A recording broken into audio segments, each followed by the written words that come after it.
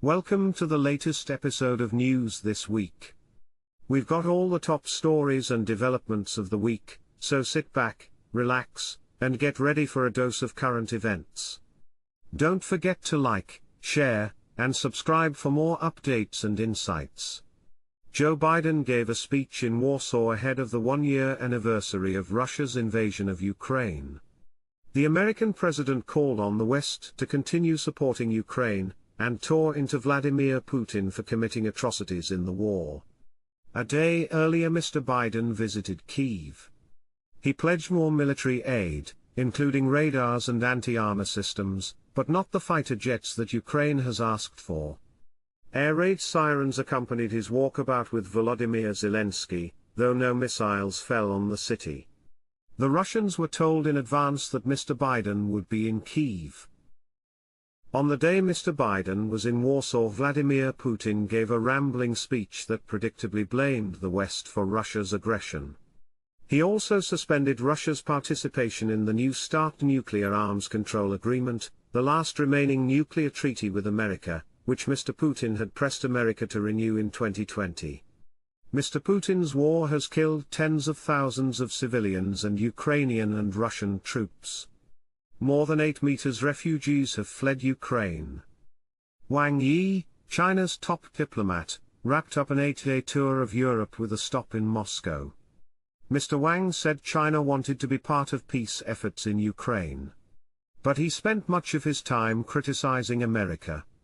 America warned that China was considering sending arms to Russia. The European Union's foreign policy chief said that would be a red line. The Belarusian dictator, Alexander Lukashenko, announced the creation of a domestic defense force of 150,000 volunteers who will be trained how to handle weapons. This is in case Belarus comes under attack, he said, though such a force could easily be used in another brutal crackdown on pro-democracy protesters.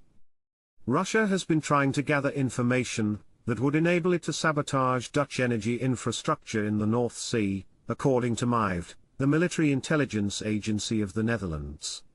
One Russian ship was escorted out of the region when it tried to survey offshore wind farms. Another strong earthquake hit the Turkey-Syria border, 2 weeks after a quake of magnitude 7.8 killed 50,000 people. The WHO thinks that 26 million people in Turkey and Syria are in need of assistance.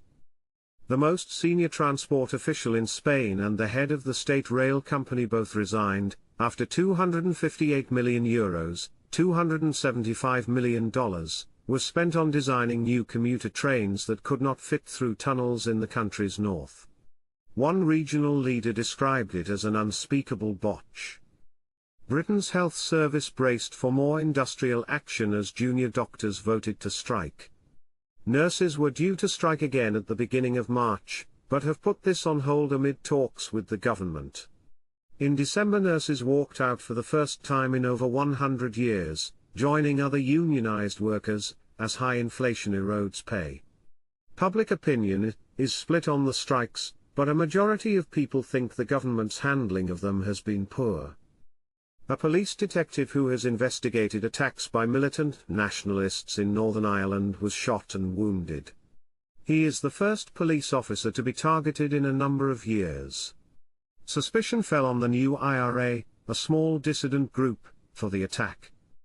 The Biden administration proposed tough new rules to deter illegal migrants from crossing the Mexican border ahead of an anticipated surge in arrivals when Title 42, a pandemic measure that allowed for their swift expulsion, ends in May. To try to gain entry, migrants must first make an appointment with a border official using an app. A court in the United States convicted Genaro Garcia Luna, a former Mexican security minister, of aiding the Sinaloa drug cartel in exchange for millions of dollars in bribes. The verdict highlights long-running concerns in the U.S. about corruption within the Mexican state. Mexico's Senate passed a bill that overhauls the country's elections regulator, a long-sought goal of the president, Andrés Manuel López Obrador. Opponents say the reform will undermine democracy. Huge protests against the bill took place last November. Israeli forces killed 11 Palestinians in a raid on Nablus, in the occupied West Bank. The Israeli army claimed it had targeted Palestinian terrorists. The following day Israel carried out airstrikes in the Gaza Strip after rockets were fired from the area. Meanwhile, Israel announced a temporary pause in building new settlements in the West Bank, though it has also announced the legalization of 9 unauthorized outposts and approved the construction of 10,000 new homes in existing settlements. Shamima Begum lost her appeal against a decision to strip her of her British citizenship after she traveled to Syria, aged 15, to join Islamic State. Ms. Begum remains in a refugee camp in northern Syria. Civilians continued to flee fighting between the regional government and local militias in the self-declared Republic of Somaliland. The UN says as many as 80,000 people may have crossed the border into Ethiopia in the past month. South Africa began 10 days of drills with ships from the Russian and Chinese navies. The exercises coincided with the first anniversary of Vladimir Putin's invasion of Ukraine. South Africa insisted that the exercises were planned 2 years ago. In Pakistan, Imran Khan secured a court order preventing his arrest for 2 weeks. The former Prime Minister has been charged under anti-terrorism laws for allegedly threatening officials in a speech. He launched a campaign this week to fill the jails with his protesting supporters. This is a distraction for the government, which is still negotiating with the IMF over an assistance package. Sri Lanka's annual rate of inflation stood at 53% in January, down slightly from the previous month. The government is also trying to secure a bailout from the IMF. It recently raised electricity prices by 66% to plug a gap in its finances. Russia warned Bangladesh that its ban on Russian ships entering Bangladeshi ports may adversely affect cooperation between the two countries. Bangladesh as it is merely complying with international sanctions. North Korea fired more missiles from its east coast, including an intercontinental ballistic missile. Kim Yo-jong, sister of the country's dictator, Kim Jong-un, said the army would use the Pacific Ocean as a firing range if America stepped up its military presence in the region. The High Court in Seoul found that the state health insurer must provide insurance to gay couples. It is the most important legal recognition yet of the rights of same-sex partners in South Korea, where gay marriages are not recognized. The decision will be challenged in the Supreme Court. America's Supreme Court heard arguments in 2 cases that could potentially undermine the business model of social media companies. In Gonzalez v. Google, the parents of a woman who was killed in a terror attack on Paris in 2015 claimed that YouTube aided the terrorists by recommending the group's videos to users. The case focuses on the legal protection from liability given to Internet companies under Section 230 of the Communications Decency Act of 1996. In Twitter v. Tanni, the family of a man killed in an attack in Istanbul in 2017 alleged that Twitter, Google and Facebook should be held accountable for spreading terrorist propaganda. The court's decisions are expected in June. Meta launched a subscription service on Facebook and Instagram that verifies the authenticity of accounts and protects users from impersonation. The service, which is being tested in Australia and New Zealand, is similar to Twitter's blue tick system. Social media companies are looking for ways to increase revenue to offset smaller returns from advertising.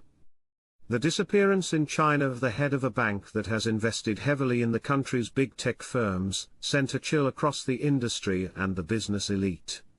Bao Fan was reported missing by China Renaissance, which he founded in 2005. It is not unusual for businessmen to be suddenly detained by the Chinese authorities when an investigation has begun into a company.